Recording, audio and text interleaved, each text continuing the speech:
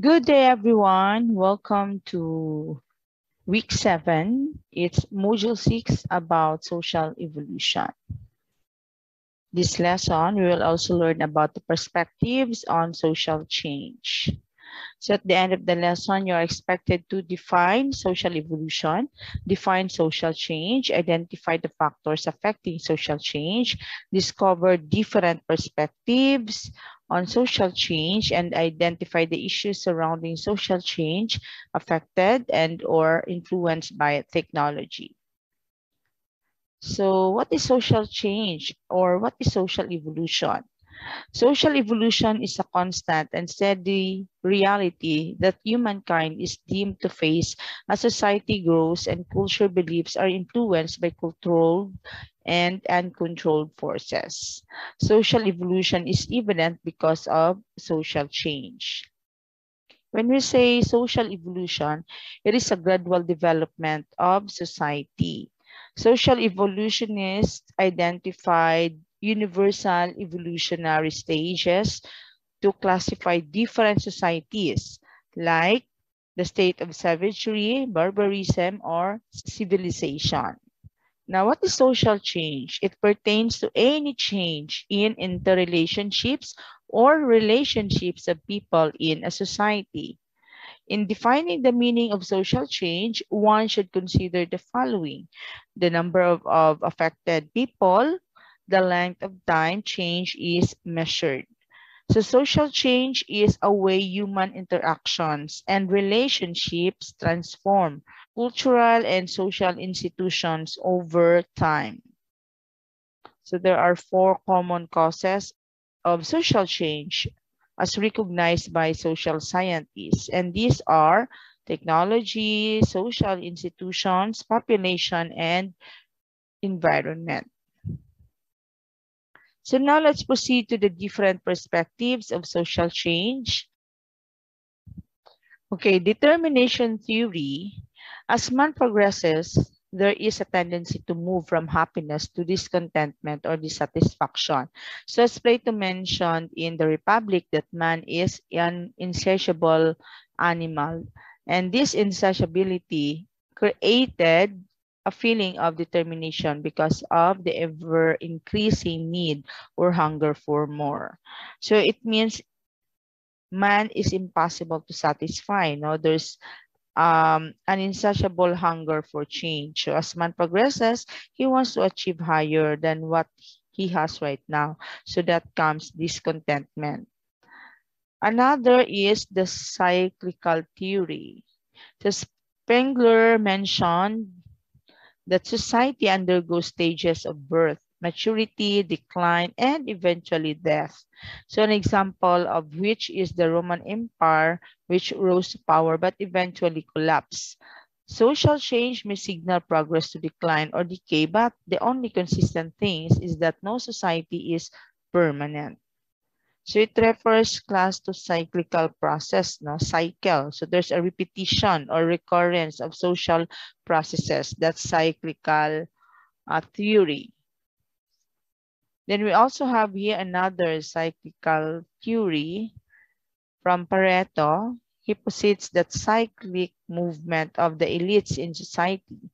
He perceived a society to belong a whole but consists of interdependent and interrelated parts. So any movement of any part will have a ripple effect on the other parts.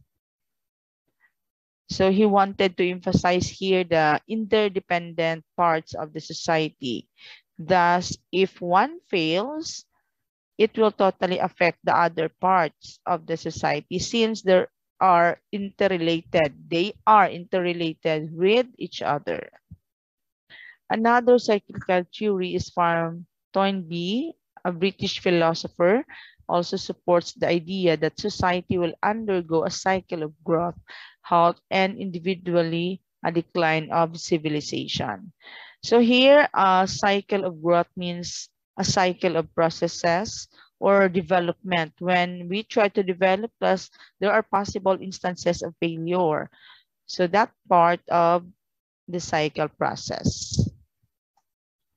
The next theory is theory of Herbert Spencer compared social change as that of microorganism. As per Spencer, society is innately militant and struggle for survival. To each his own, every individual struggle to exist. So this type of militant society moved to industrialism to different itself and eventually move to integration.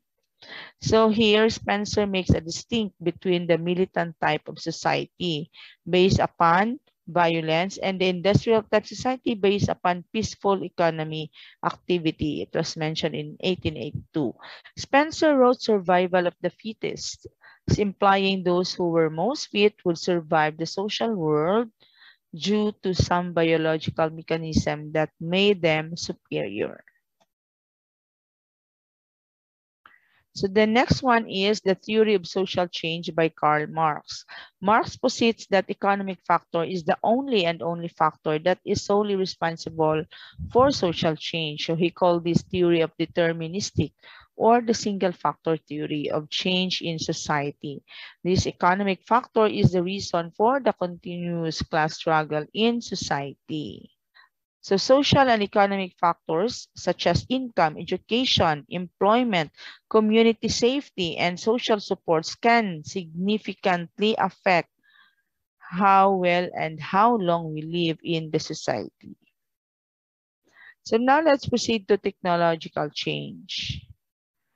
We may be living in the digital age. That is why for many people, technology is often associated with gadgets and the internet, right?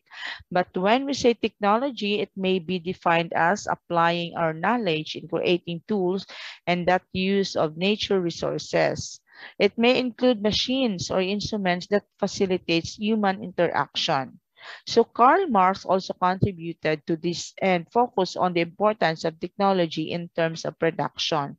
According to him, technological developments has an effect on production and human relations and institutions that make up the economic scheme.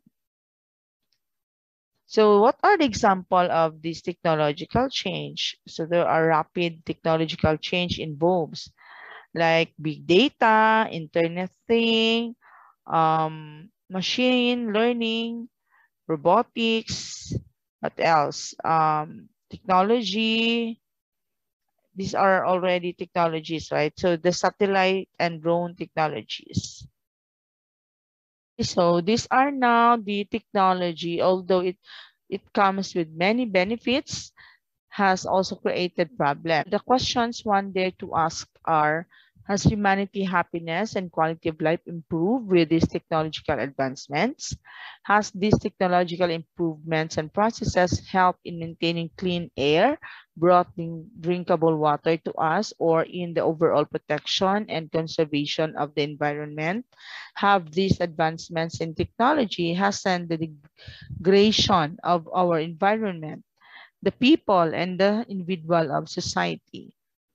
So it is important for us to study technological advancements and how these changes have shaped and molded society and has contributed to some social changes, although directly or indirectly.